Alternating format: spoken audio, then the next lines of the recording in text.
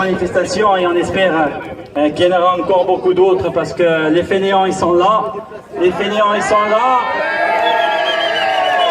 et à Macron on va lui dire qui on est. Et moi ça s'il te plaît.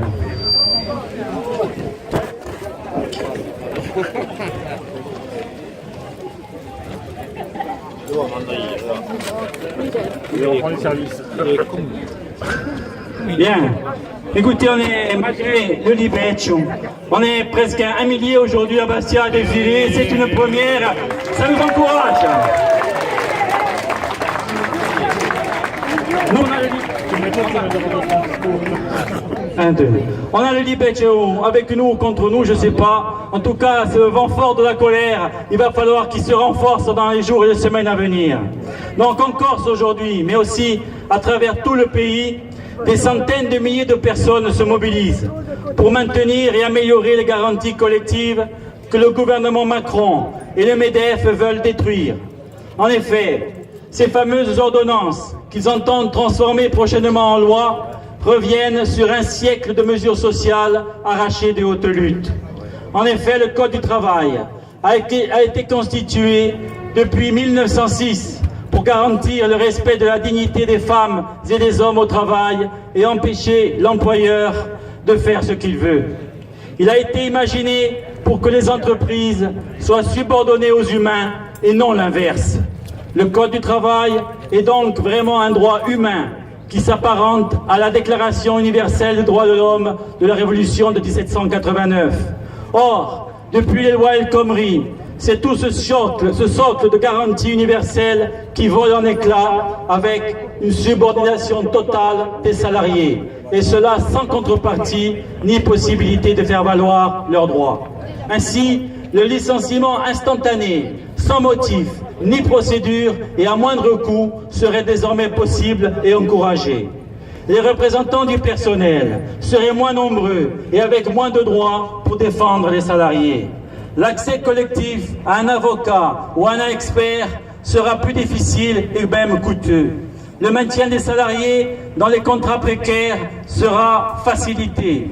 Les CDD seront multipliés à l'infini pendant des années et il y aura même un fameux CDI de projet où on jettera la personne dès que la mission sera terminée. Des primes conventionnelles comme le 13e mois, les congés familiaux pour événements familiaux ou l'ancienneté seraient maintenant négociées entreprise par entreprise, accentuant le dumping social et la baisse des salaires.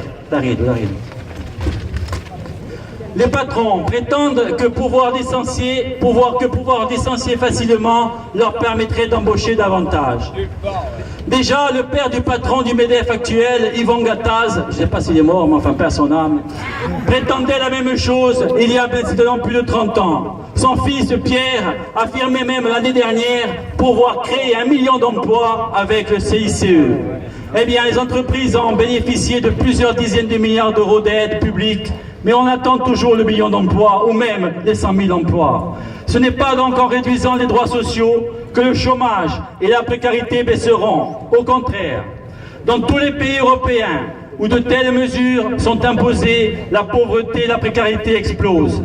Même en Allemagne, première puissance économique européenne où les droits collectifs ont été reniés, il y a aujourd'hui 12 millions de travailleurs pauvres et des millions de retraités dans la misère, obligés de travailler même après 80 ans. Macron voulait simplifier le code du travail, alors chiche, la CGT aussi, mais en y renforçant les droits des salariés, mais pas en les supprimant. Or, la loi travail va rajouter des centaines de pages supplémentaires au code du travail et le rendre encore plus complexe et moins protecteur. Les causes du chômage, on les connaît. Des salaires trop faibles et donc des carnets de commandes des entreprises qui se vident. Des revenus financiers, des dividendes qui battent des records, plaçant la France première en Europe pour les bénéfices. Augmentation de 22% en 2007 pour les grandes entreprises. Pour Macron, les responsables du chômage, ce n'est pas la dérive financière de l'économie, mais les chômeurs qu'il traite de fainéants, les fonctionnaires trop payés, ou même les retraités qu'il trouve trop aisés. Car pour lui, un retraité qui perçoit une pension supérieure à 1 200 € par mois est un riche et qu'il peut donc le ponctionner tranquillement avec l'augmentation de la CSG. Par contre, en allégeant l'impôt sur la fortune, sur le revenu du capital, de près de 5 milliards, il vient peut-être là au secours des malheureux.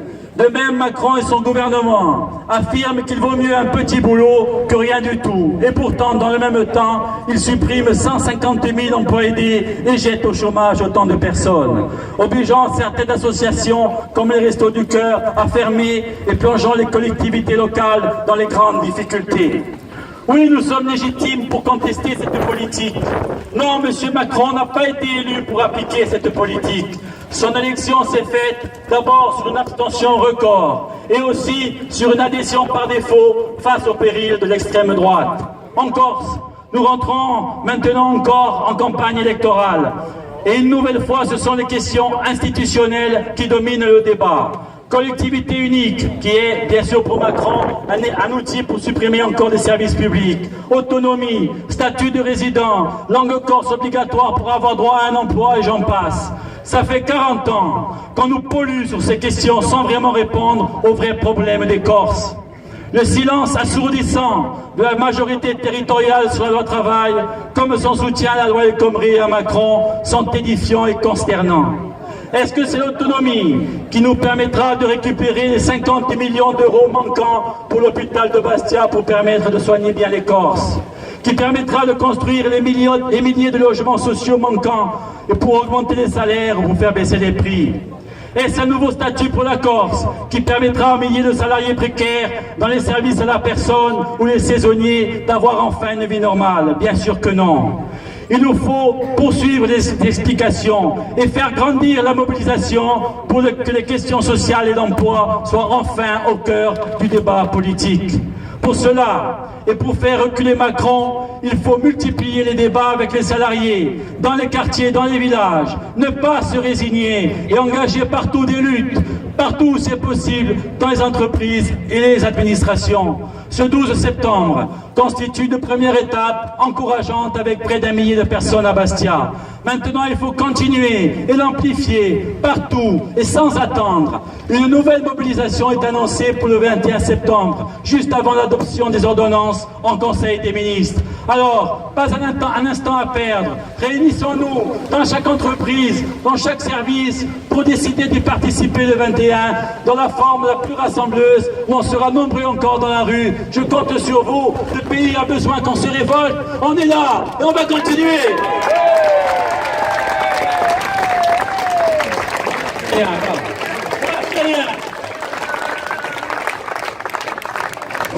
Vous pouvez ramener les drapeaux au camion parce qu'on va encore en avoir besoin.